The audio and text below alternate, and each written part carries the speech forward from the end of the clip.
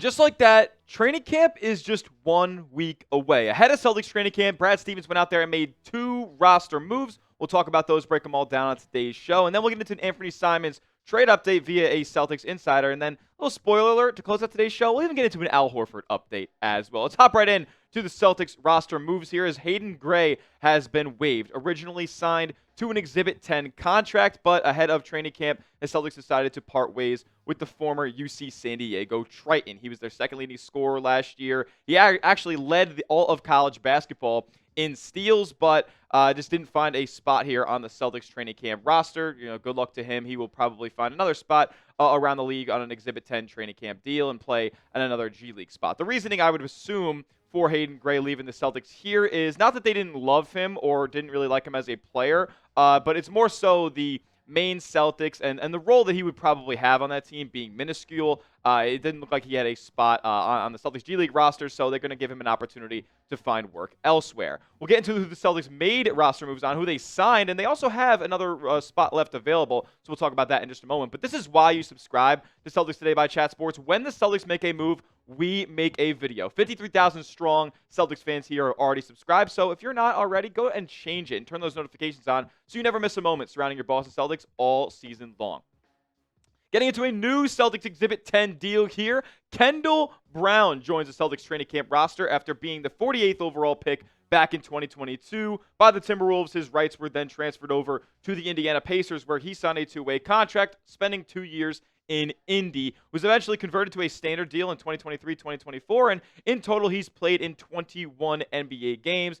Also did briefly sign with the Brooklyn Nets last year, and he played out his G League games with them. I'm not going to lie to you guys. Kendall Brown, not exactly the flashiest statistics that we're going to put up on the board here. In 21 games, he's only played about 3.5 minutes a night, and one point a game. Like, it didn't really even deserve a big stat graphic here. But an efficient player, a downhill scorer, puts great rim pressure out there. And, this is a guy who doesn't necessarily hit high volume three-pointers, but when he gets his opportunities, he has been efficient.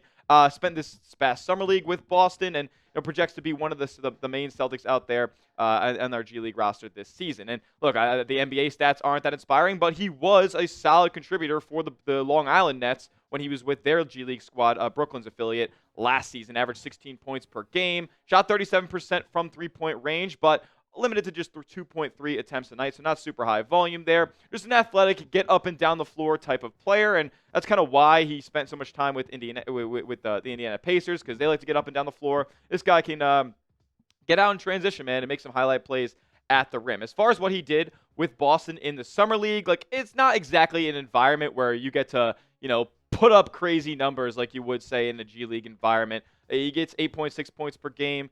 Played five times with Boston this past summer league in Vegas, and it didn't really do all too much, aside from making some pretty nice finishes at the rim. So Celtics training camp body here. He's 21 years old, like solid frame, about 6'6". So we'll see what Kendall Brown can do here as he joins a couple other Celtics on some Exhibit 10 contracts. Remember, Jalen Bridges was signed earlier this summer. Ron Harper Jr. was the most recent signing before Kendall Brown, as both those guys were pretty prolific collegiate players. Jalen Bridges, I would say probably the best outside shooter of the three here. Ron Harper Jr. can get it from multiple levels of the floor as well. Just an absolute bucket getter there. I really enjoyed watching him at the collegiate level, but hasn't necessarily got a true solid landing spot in the NBA just yet. I would say, though, he has the most experience out of all these three. We'll see if any of these guys can make an impact and potentially, land on the Celtics at some point during this season. Young talent is kind of where Exhibit 10 contracts are signed here. So 3 guys who are just trying to get another opportunity in the NBA. We'll see what Kendall Brown can do in his time with Boston and Maine. Speaking of the Maine Celtics, there are a couple other guys that will be joining them on the Celtics G League team this year. Celtics have 3 2-way contracts signed right now, the 3 rookies out there, Max Shulga and Amari Williams, who they drafted, and then R.J. Lewis, who they got in the George Niang trade with Utah to dump that $8 million. They bring back R.J. Lewis in the deal here, and then ended up making, I believe, his name slipped my mind right. Miles Norris, his 2-way contract has been waived as well. Hugo Gonzalez, the Celtics' first-round pick from this past draft, I anticipate will also spend a good portion of the season in Maine. He's still a really raw prospect, and you want him to get as much real, United States basketball reps as he's been an overseas cat, and maybe have him ready to go for when Jason Tatum can return in 2026, 2027.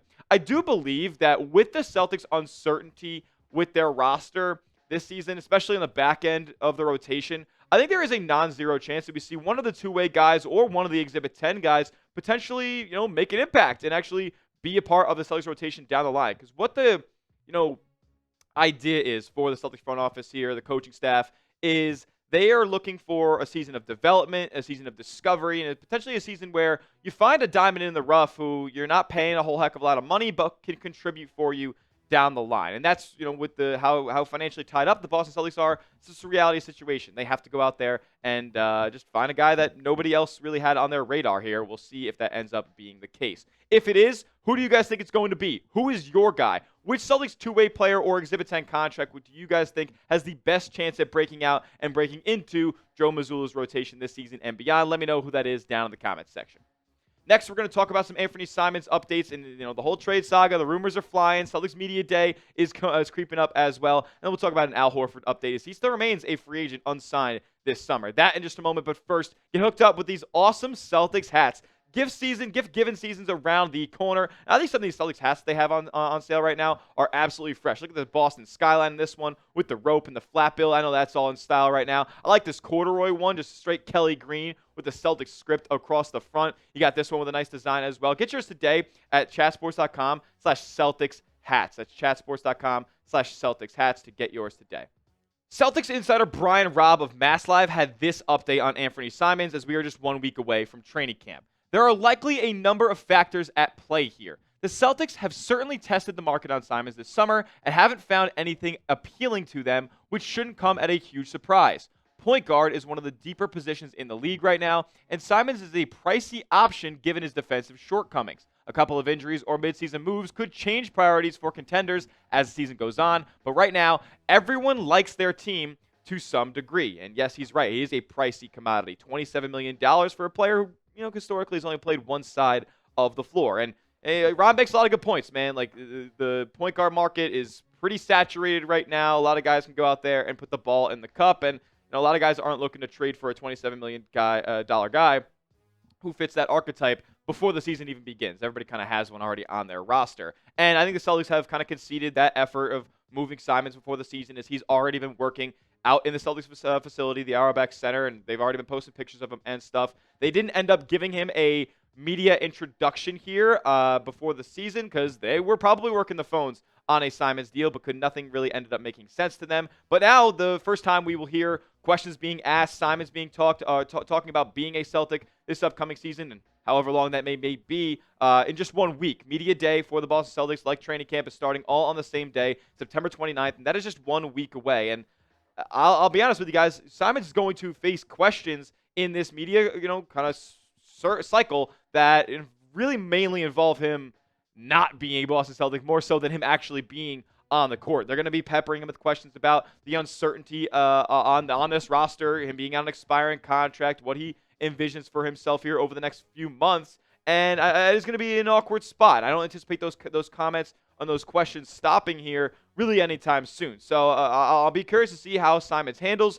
all these questions and this kind of circus here, as it's really no secret that the Celtics are trying to move him. If there's one thing that we know with the Celtics trying to move him is that he's surely going to play a good chunk of minutes. He's surely going to have a big role in Joe Mazzulla's rotation this year. Not only because they are trying to bump his stock up, they're trying to market him and sell him to the rest of the NBA franchises out there, but he is a player with an archetype that really fits well in Joe Mazzulla's offense. High volume three-point shooter, can get up and down the floor, a guy who can play with a ton of possessions per game, so it fits really well. Hopefully a bunch of NBA teams see that here as the season goes on. More from Brian Robb here on the Celtics and Simons.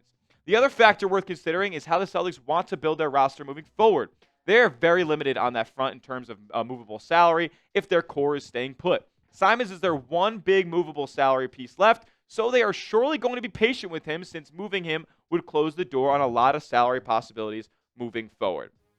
So they haven't really found the return that they wanted this summer. And I am hesitant to necessarily just straight salary dump Anfernee Simons and not try to get a piece back that you think could contribute for you down the line because, yeah, he is your only only major movable piece left, and you don't have a ton of flexibility if you get off the money. Like say they just dump his contract, free agency hits next offseason.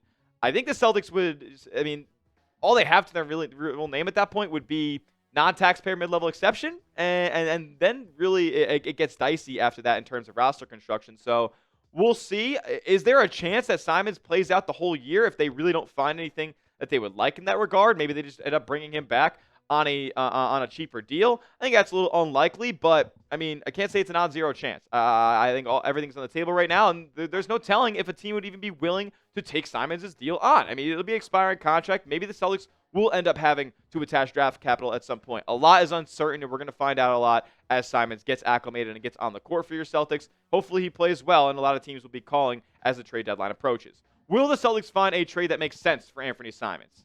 And they might end up making one that doesn't make sense, but will they end up finding a suitable trade that is a positive for them? Why for yes and for no? Let me know what you guys think down in the comment section. Al Horford update. It's not looking great. If anybody had any thoughts about Al Horford potentially coming back to the Celtics this upcoming season, as he does remain unsigned right now, that's a zero chance. I'm talking a lot about non-zero chances in this video. It's a zero chance. Al Horford's not coming back. He remains a Golden State Warrior. Brett Siegel of Clutch Point said Horford hasn't been able to sign his 2-year contract that's lined up because of the Dubs cap situation as they wait for the Jonathan Kuminga saga to get resolved. So that's what they're dealing with. And shout out Al Horford, man. He's going to go out there and play a big role for them. I'm going to miss him. Al Horford will always be a Boston Celtic to me.